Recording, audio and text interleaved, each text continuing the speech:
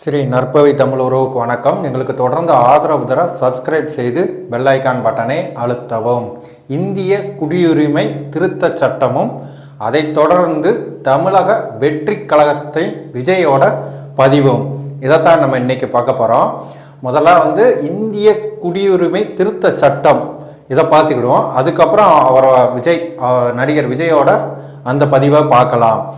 இந்திய குடியுரிமை திருத்த சட்டம் பாஜகவால் அமல்படுத்தப்பட்டிருக்கிறது.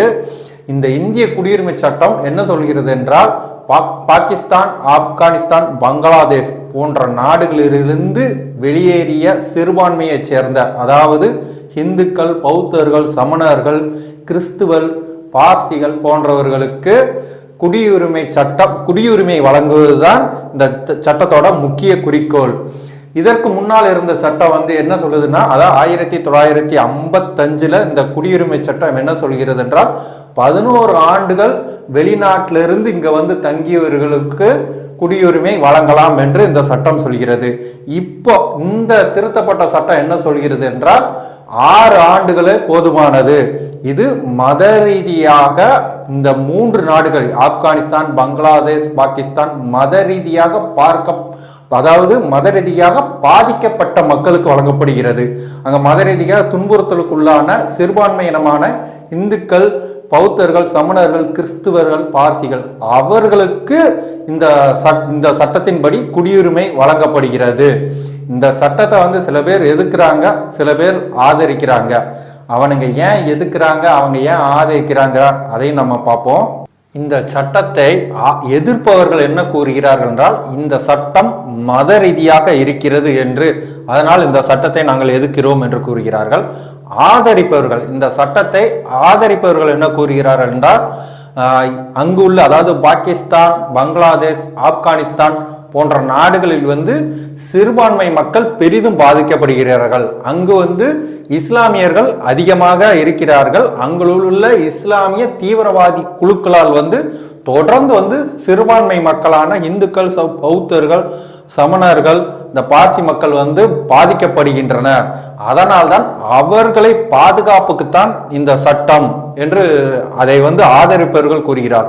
இது உண்மைதான். ஏனென்றால் சுதந்திரம் அடைந்த பின்பு அங்கு நாடுகள் மத ரீதியாக நாடுகள் பிரிக்கப்பட்ட போது அங்குள்ள இந்துக்கள் 20% இருந்தார்கள். அதாவது பாகிஸ்தான்ல இன்னைக்கு 2%க்கும் கீழே குறைந்து விட்டார்கள். அதே இந்தியாவில் உள்ள முஸ்லிம்கள் கிட்டத்தட்ட 4 மடங்கு அதிகமாயிருக்காங்க இந்தியாவில். அப்ப இங்கு அவங்களுக்கு தேவையான பாதுகாப்பு இஸ்லாமியர்களுக்கு இருக்கிறது. ஆனால் அங்கு இந்துக்களுக்கு பாதுகாப்பு இருக்கிறதா என்ன? அதனால்தான் அவர்களை இங்கு கொண்டு பாதுகாப்புடன் தங்க வைக்கப்படுகிறார்கள். அதுதான் இந்த சட்டத்தோட நோக்கம். காங்கிரஸ் அன்று மத ரீதியாக நாட்டை பிளவுபடுத்தியது. அதை சரி செய்யவே இந்த சட்டம் என்று அமித்ஷா கூறுகிறார். மேலும் அமித்ஷா கூறும்போது, இது சிறுபான்மையினருக்கு எதிரான சட்டம் கிடையாது. அதாவது 0.001% கூட இது இங்குள்ள சிறுபான்மையினருக்கு எதிரான சட்டம் கிடையாது.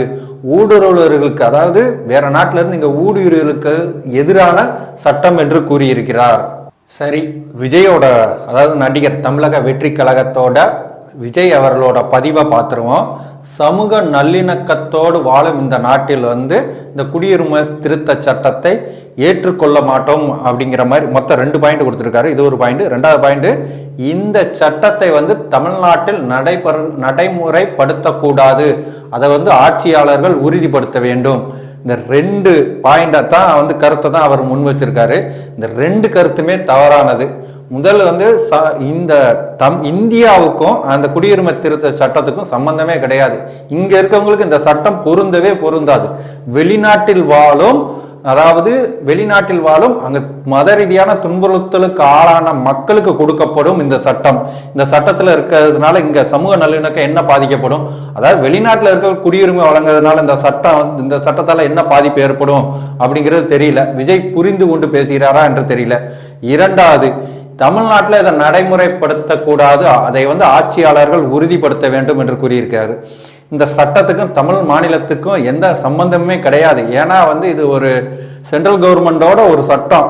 இதை மாநிலத்துக்கு எந்த அதிகாரமும் கிடையாது. ஆன்லைன்ல அதாவது இதுக்கு தேவையான குடியுரிமை பெறுவர்கள் ஆன்லைன்ல அப்ளை பண்ண போறாங்க, அந்த தேவையான குடியுரிமை வாங்க போறாங்க. இதுக்கும் தமிழ்நாட்டுக்கும் என்ன சம்பந்தங்கிறது தெரியல. முதலில் இந்த விஜய், சீமான், அப்புறம் திமுக கட்சியை சேர்ந்தவர்கள் இவங்கெல்லாம் முதல்ல இந்த சட்டம் என்னங்கிறது தெரிஞ்சுக்கணும். அது பாதிக்கப்பட்ட மக்களுக்காக கொண்டு வருகிறது தான் இந்த சட்டம். இதை முதல் நன்றாக தெரிந்திருக்க வேண்டும். தொடர்ந்து இந்த சட்டம் பற்றி வதந்திகளை பரப்பி வருகிறார்கள். இந்த சட்டம் இந்தியாவில் உள்ள எந்த ஒரு சிறுபான்மையருக்கும் பாதிப்பு கிடையாது.